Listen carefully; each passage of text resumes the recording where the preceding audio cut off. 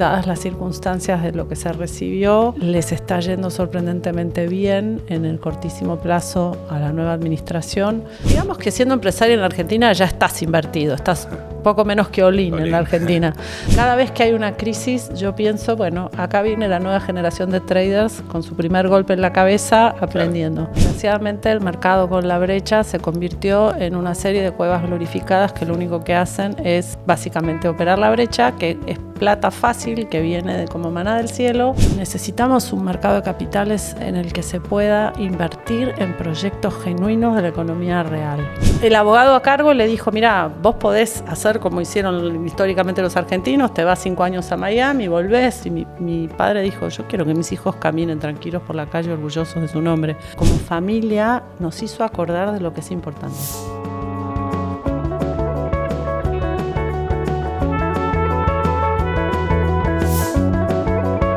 Buenas tardes a todos. Acá una semana más tratando de surfear esta economía que podríamos decir estable en un contexto de política muy volátil. Si hay algo que me sorprendió de las últimas semanas fue este blindaje que tienen de alguna manera el precio de los bonos, que tiene de alguna manera el precio del dólar.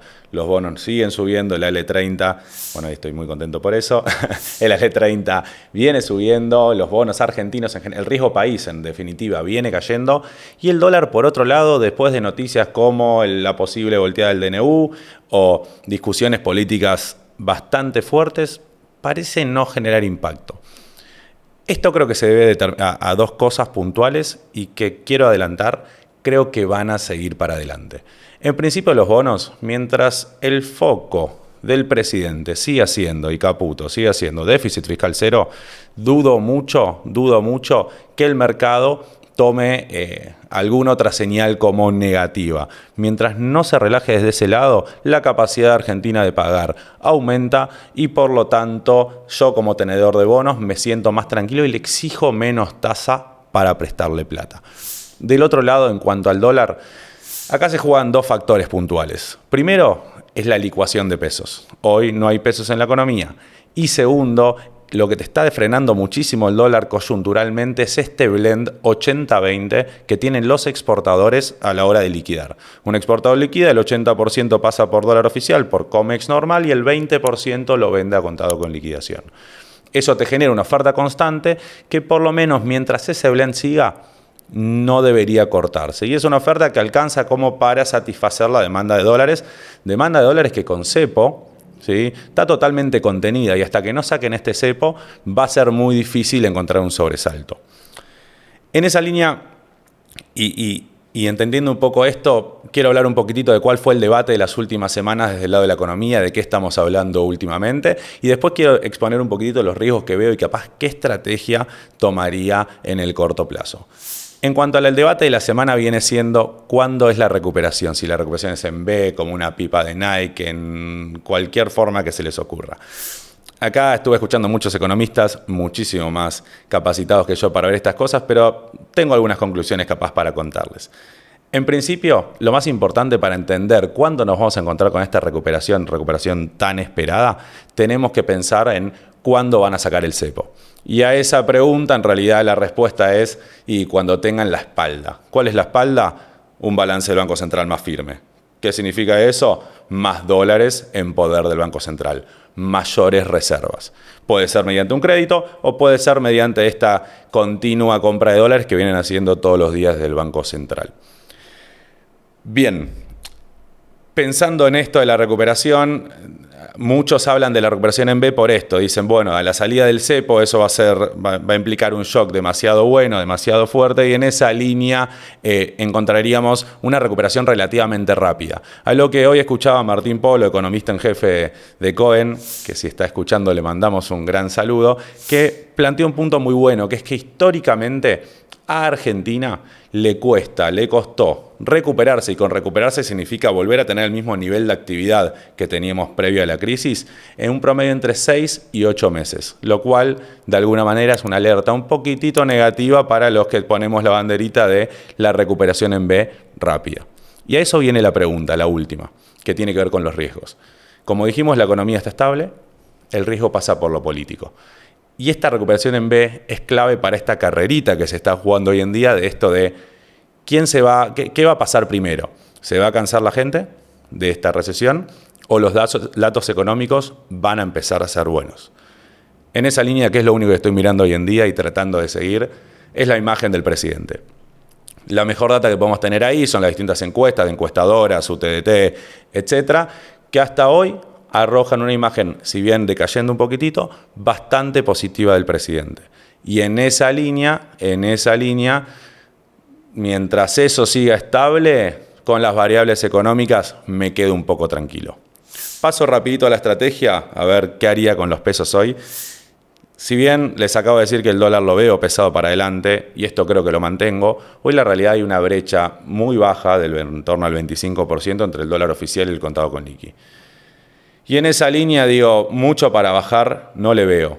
Y de cortito plazo, tenemos esta pequeña data que es importante, que es que por las personas que licitaron, los importadores que licitaron el Bopreal en licitaciones primarias y lo vendieron al mercado secundario, a partir de abril tienen la posibilidad de comprar contado con liquidación por la diferencia entre el precio vendido y el monto que licitaron de Bopreal. Eso, lo único importante es que en números simboliza más o menos 1.700, 1.800 millones de dólares.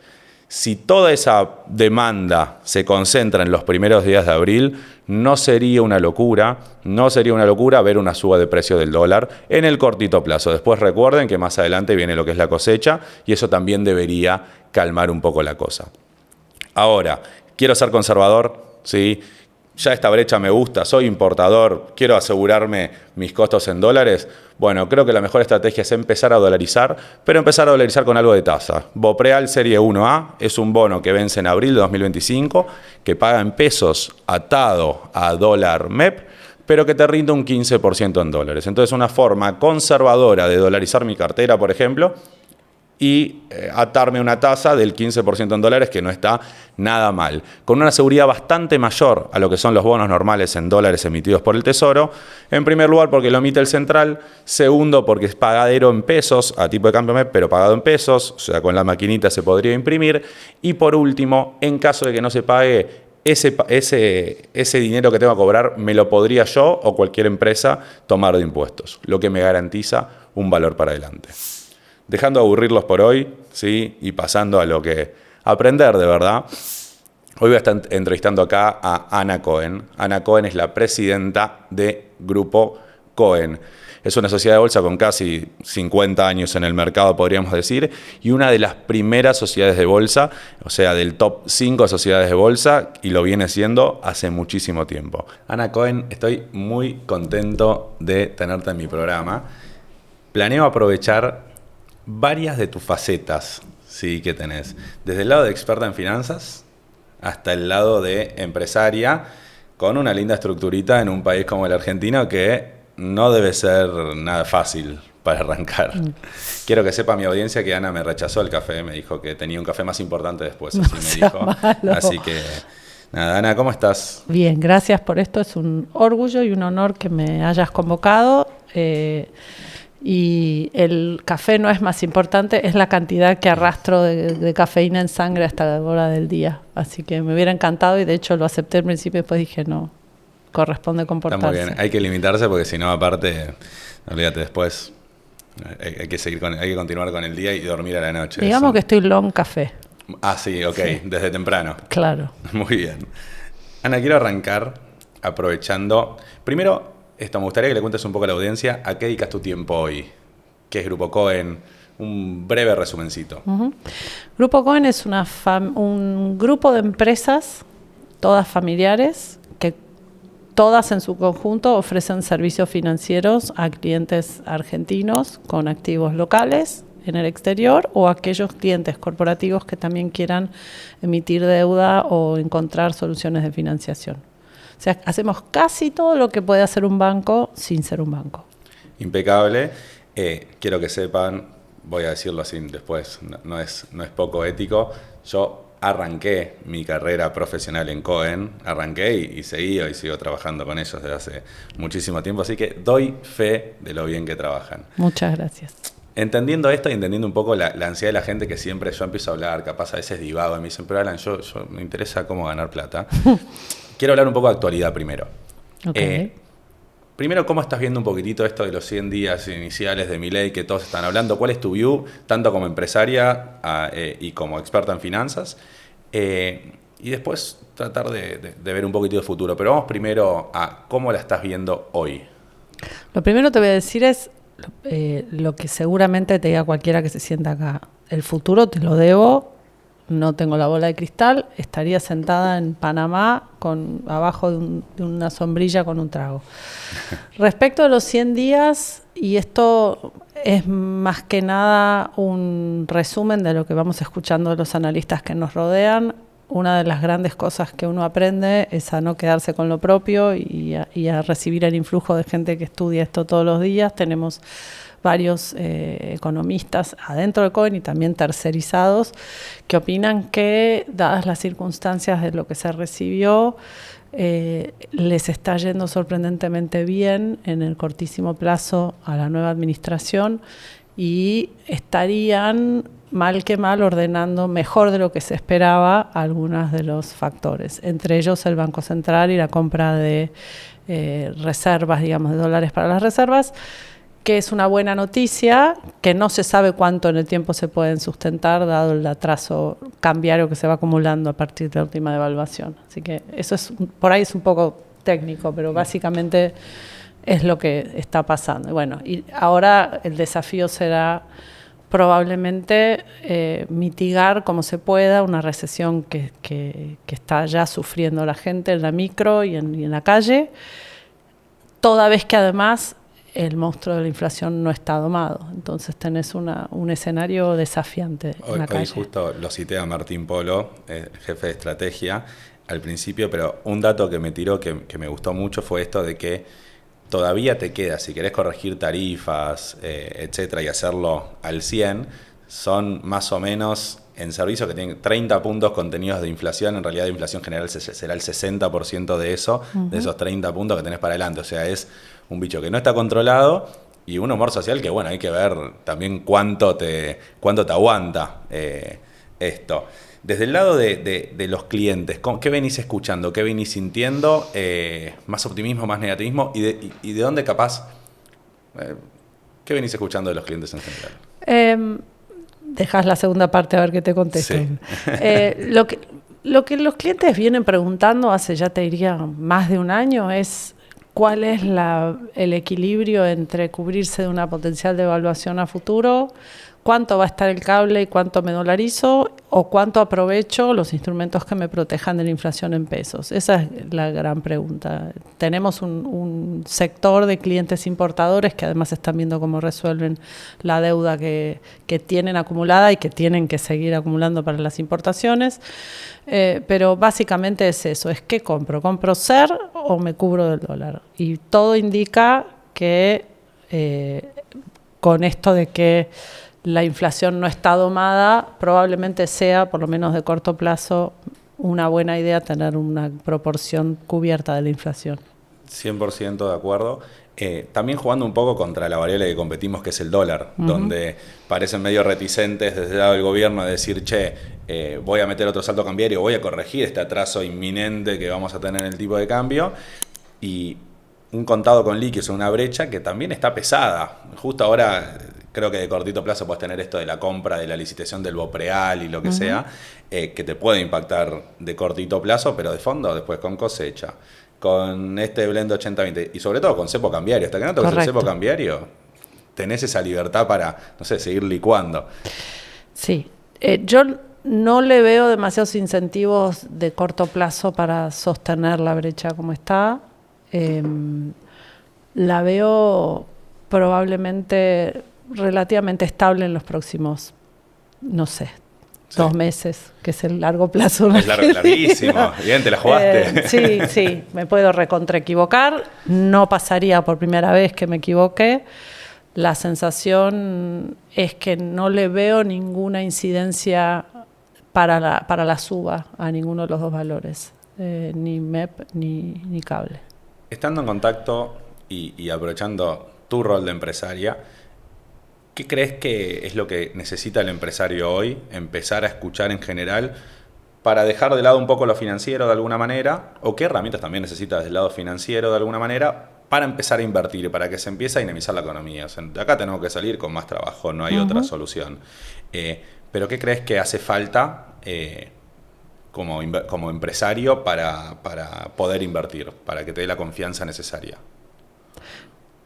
Digamos que siendo empresario en la Argentina ya estás invertido, estás poco menos que all-in en la Argentina.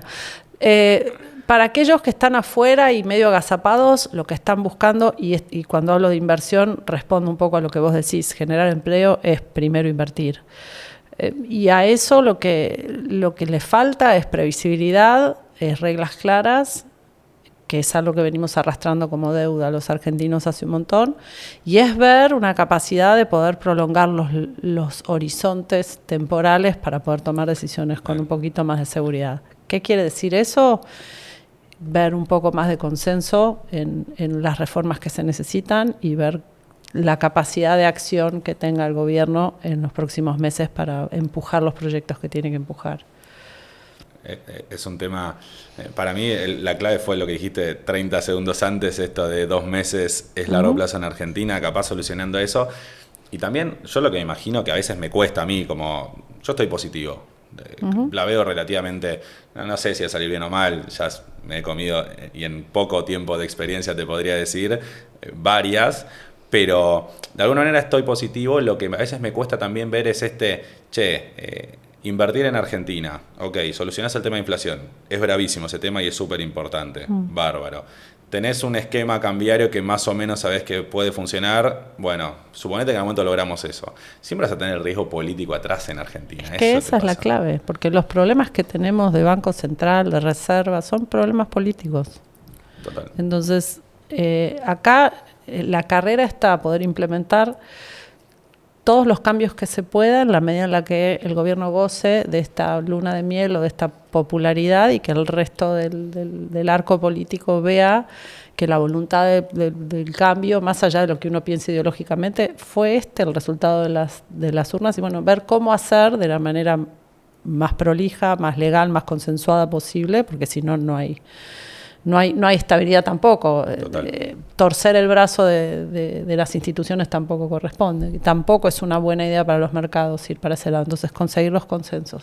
Sí, y creo que un capaz beneficio de que esto económicamente salga bien, o a mí me parece que creo que se van a romper varios mitos. Es muy difícil discutir de economía en Argentina muchas veces porque, no sé, a mí me pasa mucho, se asocian medidas de izquierda o de derecha económicas, ¿sí? No hay medidas de izquierda o de derecha económicas, son medidas económicas. Podés devaluar siendo de izquierda, podés devaluar siendo de derecha, capaz privatizar más Estado, menos Estado, ahí es Correcto. La única donde puede ser, pero después, como acá hay muchas cosas ideologizadas, hay muchos esquemas que capaz, de nuevo, les tenemos mucho tabú, y creo que capaz una de las potenciales ventajas que podemos tener con esto, si sale bien por una vez, no sé, Ana, a mí me pasó que no viví un momento, tuve 2 años de estabilidad, por ejemplo, en mi carrera laboral, que fueron 2016, 2017, que ponele que estábamos, viste, que parecía que iba todo bien, y nunca más. Después, vinieron las Levax. Sí, nací en cepo cambiario, nací en el sentido laboral, ¿no? Arranqué en 2014 en Cohen, cepo cambiario. 2015, globitos, un poco de alegría, de felicidad. 2018, destrucción, dólar de nuevo alto, y todo un esquema que de nuevo, y yo arranqué a trabajar relativamente chico, pero le pasa mucho a mi generación, Total. Que vivió muy poco tiempo de estabilidad y en una forma de hacer política muy rara, muy, no sé, desprolija, no sé cómo decirlo. Bueno, yo entré en el mercado financiero en el 2000, no te tengo ni que recordar lo que pasó en el 2001.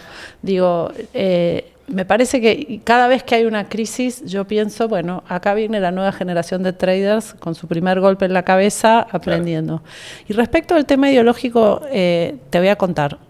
En mi familia, a quien vos conocés mucho, porque trabajaste con nosotros un tiempo y porque somos una empresa familiar, yo soy la bolchevique.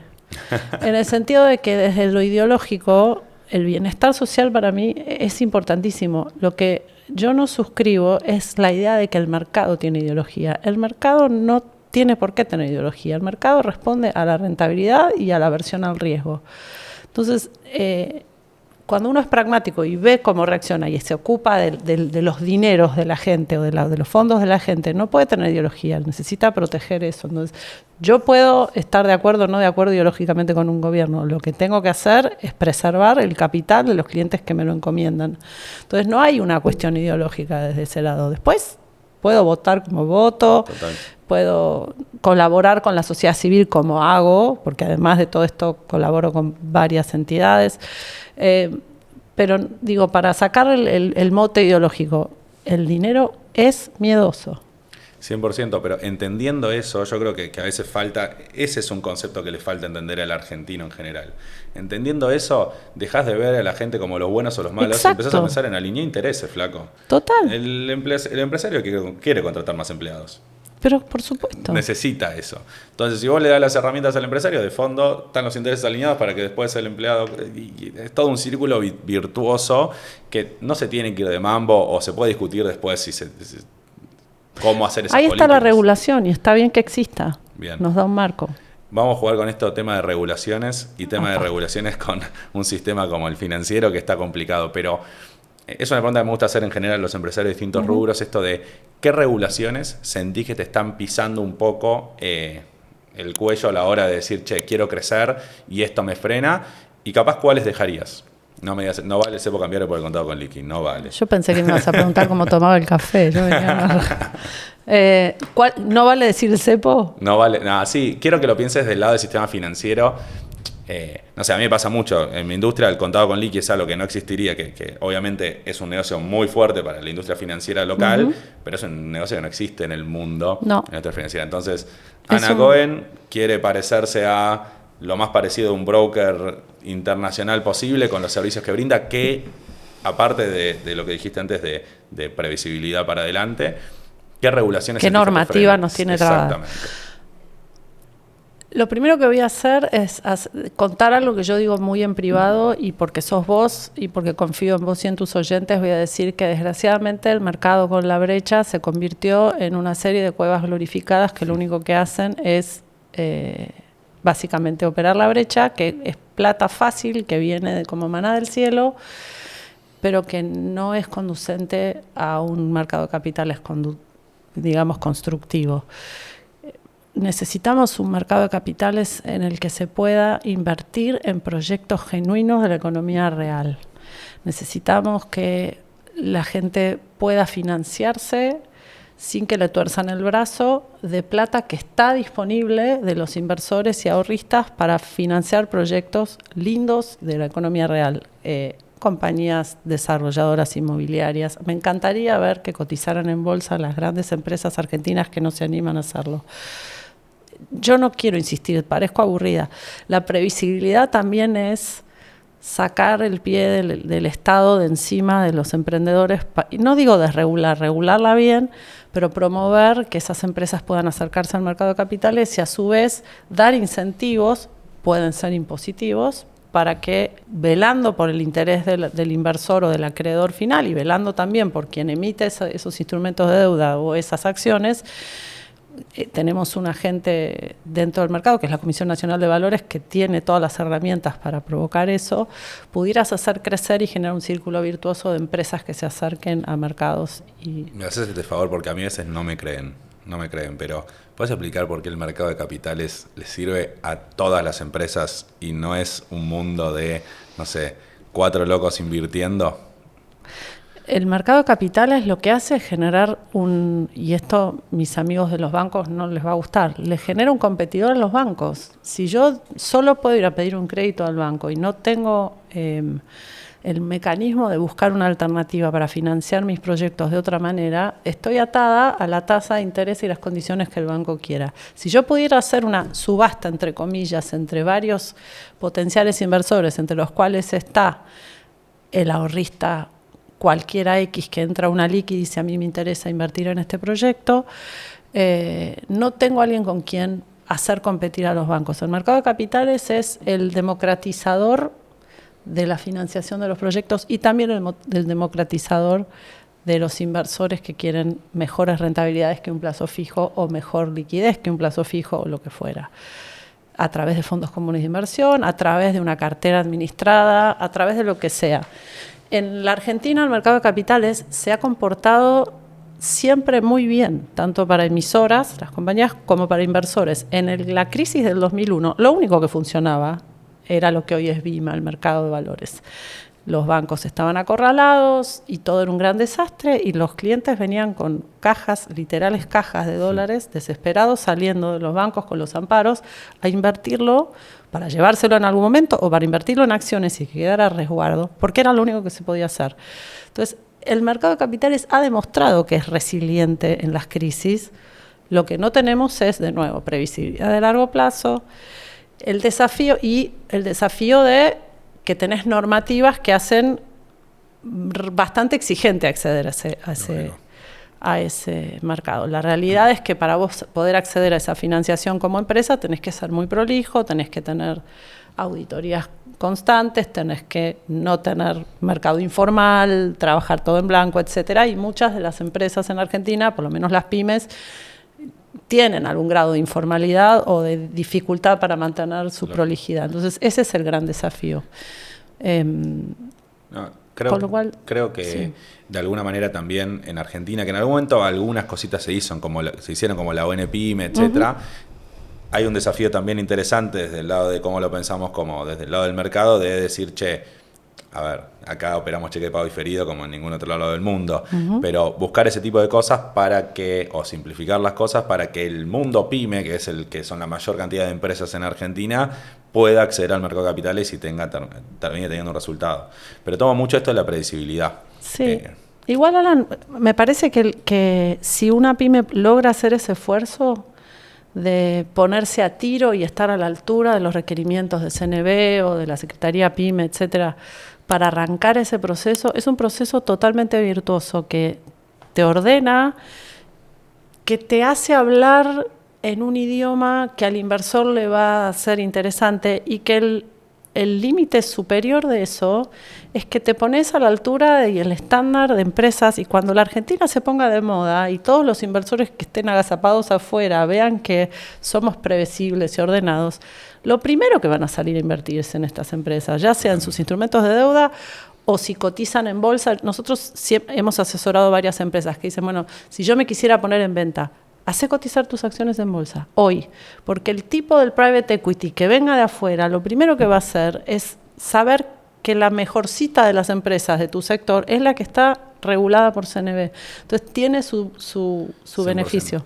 Y para los bancos también esto de el oficial de cumplimiento, esto me lo decía mi socio Charlie, me decía, Alan, cuando vos vas y sos un oficial de crédito y estás mirando la carpeta, agarrás y ves una que emitió algo en mercado de capitales y decís, bueno, si le presto a esta estoy tranquilo porque si cae esta, bueno, también le prestó el Santander, también le prestó tal sociedad de bolsa, también le prestaron tantos retail si lo aprobó CNB. Si le presto a Pepito Juancho, que estoy yo solo prestándola acá y caigo, me van a venir a buscar a mí. Totalmente. Los directivos. Entonces, te pones en la vidriera. Te pones en la vidriera.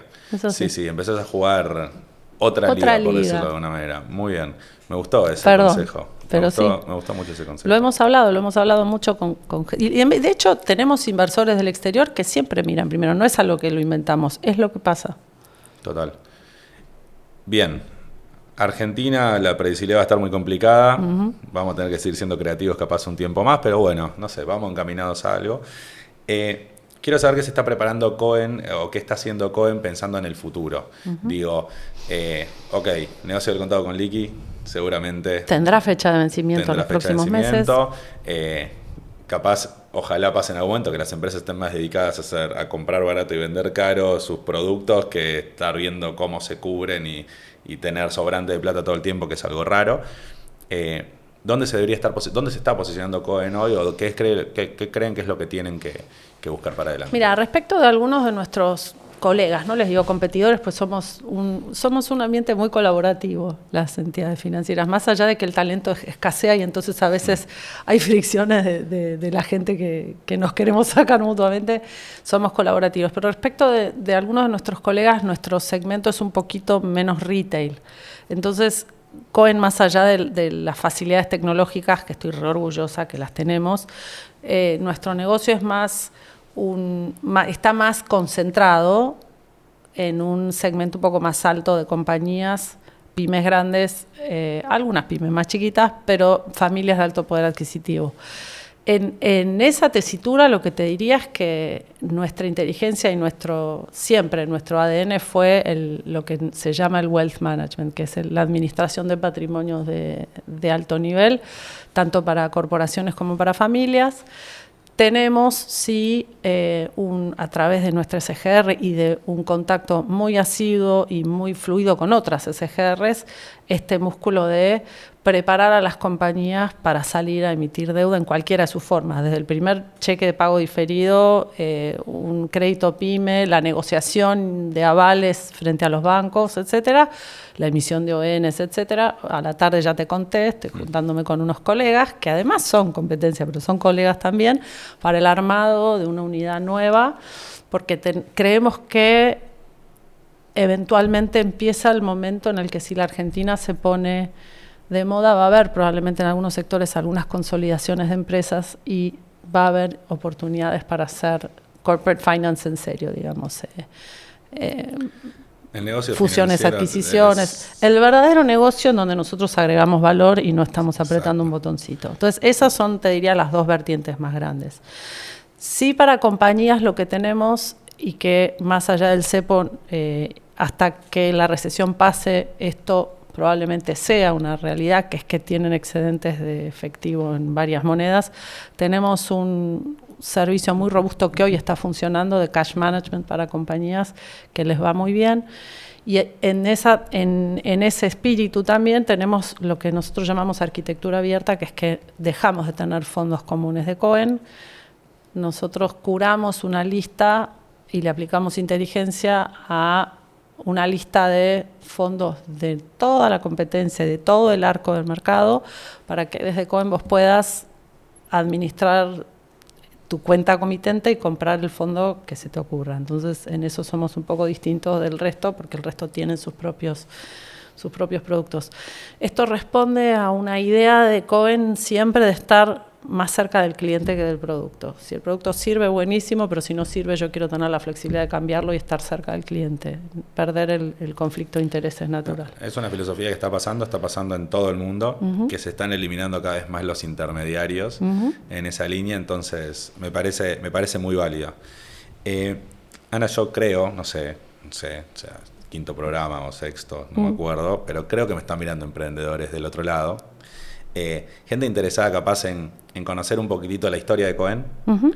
Y yo particularmente, porque viví Cohen siendo no tan chico, pero mucho más chico de lo que es hoy en día, y todo ese proceso, sí vi una profesionalización muy grande, desde el lado de cómo ampliaron el directorio, desde el lado de cómo estructuraron una compañía totalmente distinta a la que ni bien entré, cómo era yo. Y bueno, quiero que cuentes un poco la experiencia, capaz eso, arrancando por la historia un poquitito de Cohen y después la experiencia de los últimos años del cambio a ser una empresa todavía más formada. Sí, está formada. No fue sin dolor en la espalda, pero Cohen arranca en su versión original en 1938. Mi abuelo Max viene de Inglaterra e instala la primera oficina que Cohen supo tener, representando un banco americano que se llamaba Oppenheimer. Y bueno, trabajaba a estos clientes en la dualidad de sus activos afuera, sus activos en Argentina. Heredan un poco la gestión de eso mi padre y mi tío, uno en la sociedad de bolsa, otro en lo que fue primero Merrill Lynch y después Lehman Brothers. Cada uno parte por su lado. Porque pregunten dónde está Lehman Brothers ahora y dónde está Cohen. Vamos a ver si más lejos. No. En defensa de mi tío, ha hecho un carrerón igual, más allá de que a Lehman no le haya ido bien. Y no tuvo la responsabilidad para nada, al contrario, fueron unos caballeros. Pero bueno, cada uno va por su lado, y mi padre se queda en la sociedad de bolsa, y cuando hay que reemplazar ese músculo que se pierde con Lehman Brothers, nos convoca a mi hermano y a mí. Mi hermano ya era parte de la firma, era el head de la mesa. Yo venía de trabajar en otra cosa, no creía que finanzas era lo mío. ¿Cómo?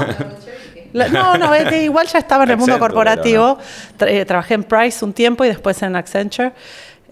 Y bueno, arranqué en un momento a mi padre le cuentan y le mencionan que yo estaba haciendo un buen papel en un vestuario de tenis, que yo estaba haciendo un buen papel en Accenture, y me convoca.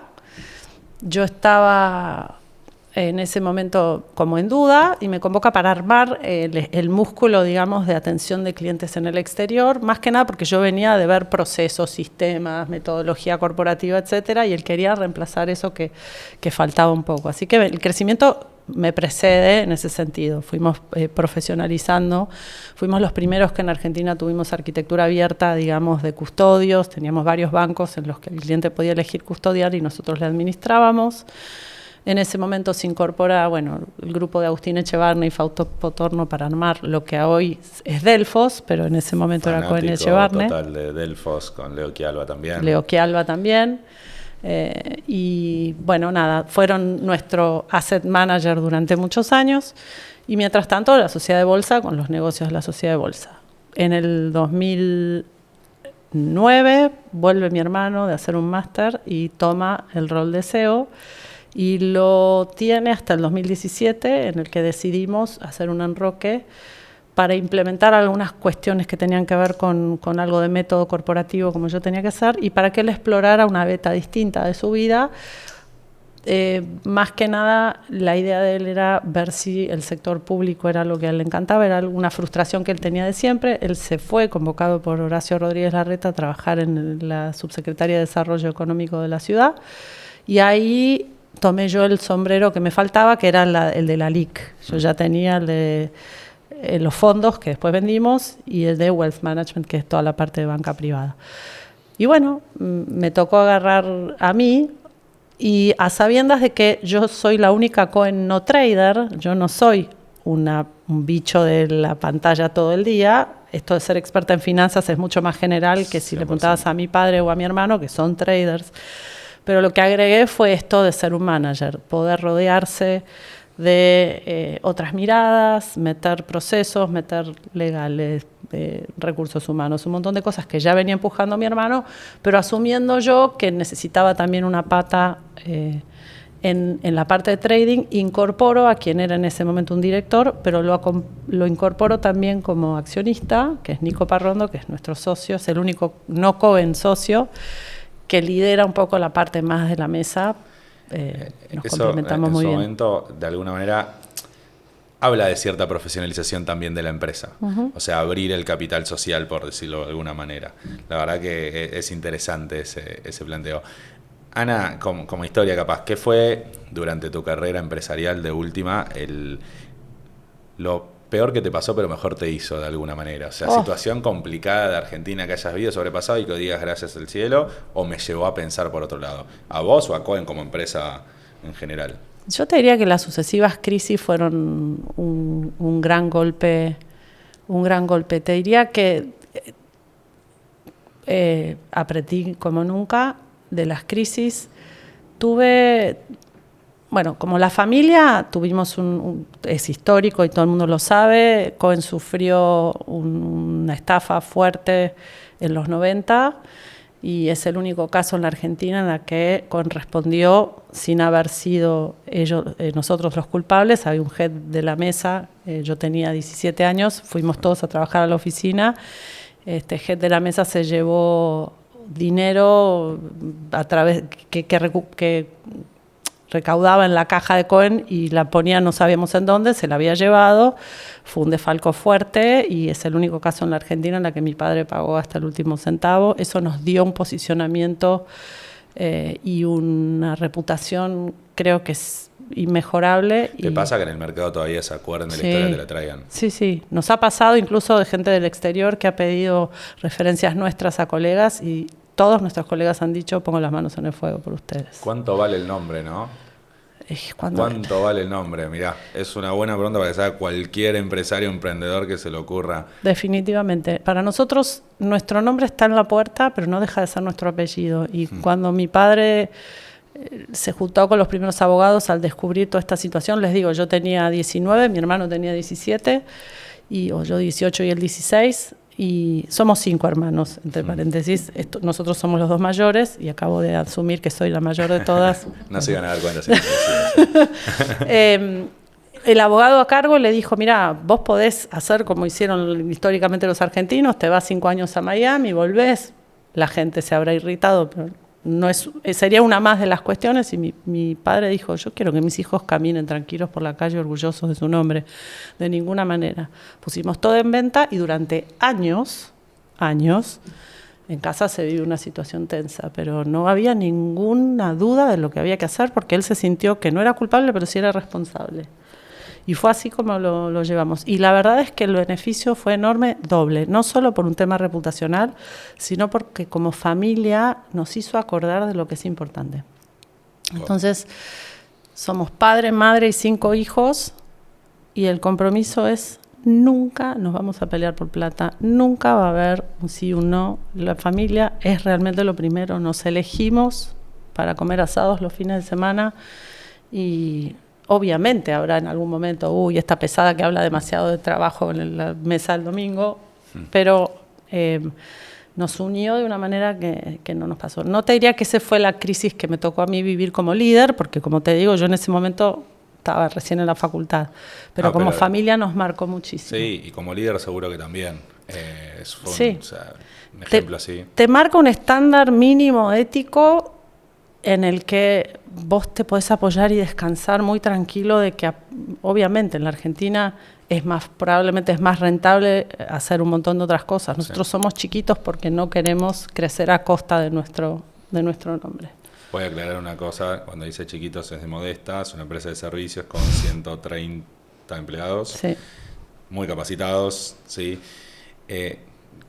Para otra parte del público que nos está viendo, ¿sí? Les interesa el mundo financiero, quieren entrar. ¿A dónde mandan? No, mentira. Quiero que cuentes un poco, capaz, cuáles son las capacidades que busca Cohen en el Cohen pensando para adelante, no tanto en el contado con liqui de hoy, sino, ¿qué perfiles buscarían? Me interesa este mundo, ¿qué recomendás capaz estudiar? ¿Recomendás?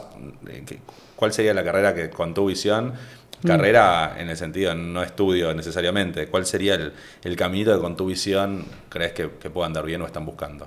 Una de las cosas que yo escuché de un gran amigo que se llama Mariano Weschler, que es el head es uno de los fundadores de Digital House, y a mí me marcó en serio, y me dijo,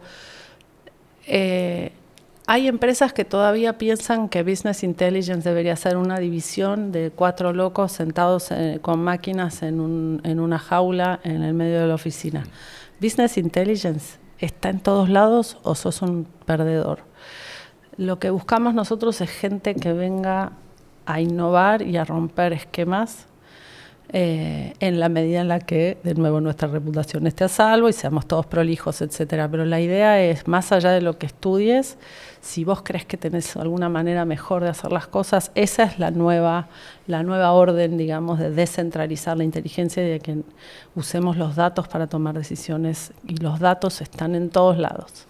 Entonces, por ejemplo, tenemos un grupo de programadores cuya cabeza es Augusto, pensando cómo hacer el mapa geográfico de nuestros clientes. Y de nuevo, somos pocos, somos 130, y probablemente no seamos la LIC más grande, con lo cual no es algo difícil de hacer, pero te ayuda en un montón de situaciones. El mapeo y a través de eso marketing encontró una mejor manera de optimizar cómo le llega el regalo de cumpleaños o de Navidad al cliente, porque se les ocurrió a 2 chicos jóvenes que están ahí. O a otro dice, bueno, vienen las elecciones en Brasil, Sergio, de Asset Management, ¿por qué no hacemos un webinar? Y yo tengo acá el listado de los clientes que tienen inversiones en Brasil o que preguntaron por Brasil, invitémoslos a un webinar. Entonces empezás a juntar, y eso no debería depender de arriba, tiene que depender de los chicos que vienen. Entonces lo primero que encontramos es una capacidad de pensar basada en datos o buscando el dato. Yendo al trading, hoy los bots ya existen, el ejecutor no sos vos, pero el que tiene la idea, el que tiene que encontrar el huequito, la forma de darle una vueltita para buscar algún rendimiento. Entendí perfecto, es creatividad lo que está buscando. Es creatividad, es maneras flexibles de pensar, y no es menor esto reputacional que te digo. Como vos decís, un robot te va a elegir el mejor bono. Un robot te va a elegir o te va a hacer el algoritmo para arbitrar lo que sea. Hay una parte humana cuando vos atendés familias que vos no soltás, que es totalmente relacional y no va a haber un robot para bajarle el nivel de estrés al cliente. Me parece que también el trato humano es algo que buscamos. Gente que pueda sentarse con un cliente y encontrar la manera de bajarle el estrés. Me encantó.